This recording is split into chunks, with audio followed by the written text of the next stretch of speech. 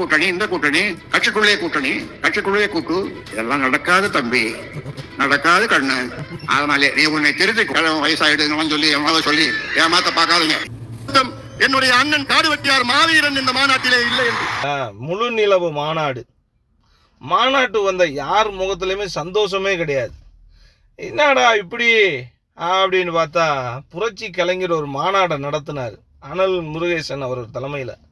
அந்த மாநாட்டுக்கு போன கேப்டன் கண்ணீர் மல்க கிட்டத்தட்ட ஒரு 10 நிமிஷம் இருந்தார். யாரோ சமாதானப்படுத்த முடியல.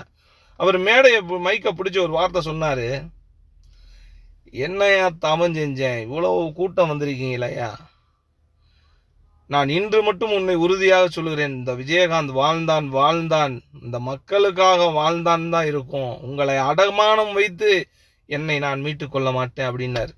அப்பேற்பட்ட தலைவன் நிலவு வெளிச்சத்துல தன்னுடைய மனசுல இருந்த ஆதங்கத்தை எல்லாம் போட்டு உடைச்சிட்டாரு. தனக்கு எதிராகவே இந்த கட்சியில சதி நடக்குது.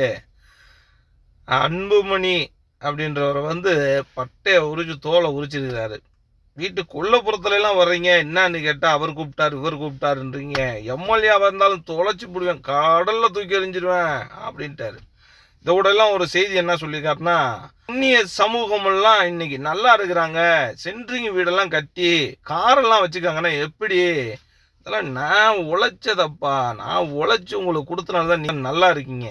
ஆனா அன்புமணி கடலோரத்துல 100 கோடி ரூபாய்க்கு சொத்து சேர்த்து வீடு கட்டி வச்சுக்காரு. ஆனா அது அன்புமணி சொந்தமா சம்பாரிச்ச சொத்து.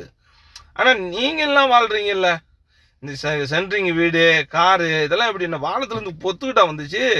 அது மட்டுமா சொன்னாரு, காடு வெட்டி குரு இருந்தா காடு வெட்டி, அதாவது கட்சிக்காண்டி சாதிக்காண்டி இந்த மக்களுக்காண்டி வன்னிய சமூகத்துக்காண்டி பாடுபட்ட காடு வெட்டி அவர் கொஞ்சம் கடன் வச்சுட்டு போயிட்டார். 1 கோடி ரூபாய்க்கும் கம்மி.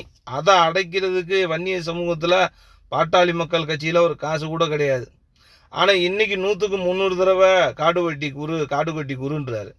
இதோடலாம் ஒரு செய்தி கேட்டீங்களா, ஒரு மாநாட்டை நடத்தி இருக்கிறவர் என்ன சொல்றாரு, 10.5% நான் உன் கோட்டையில நான் கேட்கணுமா, எனக்கு அபமானமா இருக்குன்னவர் இன்னைக்கு அதே மாநாட்டு திடல்ல என்ன சொல்றாரு, நான் பலமுறை முதலமைச்சர் ஸ்டாலினிடம் இடஒதுக்கீடை பற்றி பேசியிருக்கிறேன்றார்.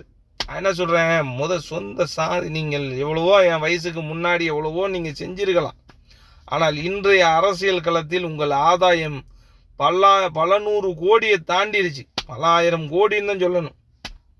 ஆனா இந்த வன்னிய சமூக மக்கள் இன்னும் பின்தங்கிதான் இருக்கிறாங்க. இவங்களுக்கான இடஒதுக்கீடும் கிடையாது. இடஒதுக்கீடு நீங்க பேசி இந்த மக்களுடைய இடஒதுக்கீடு எங்க தான் இந்த இடஒதுக்கீடு இருக்குது அப்படின்னு நம்ம பார்க்கத்தான் வேண்டியதா இருக்கு. என்ன பண்றது, மக்கள் அவ்வளவு ஏமாளிகளா இருக்கிறாங்க. ஆனா என்னன்னா, தமிழ்நாடு முழுவதும் வட மாவட்டத்துல மட்டும்தான் பாமகவுடைய மாநாடு பேசப்படுது. தென் மாவட்டங்கள்ல பிற இடங்கள் எல்லாம் மாநாட்டினுடைய சுவரொட்டி கூட கிடையாது, மாநாட்டுடைய அறிவிப்பு கூட கிடையாது, மாநாட்டுடைய ஒரு இது கூட தெரியல, மாநாட்டினுடைய எந்த ஒரு எதிர்பார்ப்புமே தெரியல. என்ன செய்யுது, நம்ம புரட்சி கலைஞர்மைக்கே பார்த்து போங்க அன்புமணி, நான் தூங்க மாட்டேன், கவனமா போங்க அப்படின்னு. ஏன்னா மாநாடுக்கு செலவழிச்ச பணம் கொஞ்சமா நஞ்சமா ஏகப்பட்ட பணத்தை செலவழிச்சு இந்த மாநாட்டை நடத்தி இருக்கிறாங்க. ஒரு ஆள் முகத்திலுமே சந்தோஷம்ன்றது இல்லை.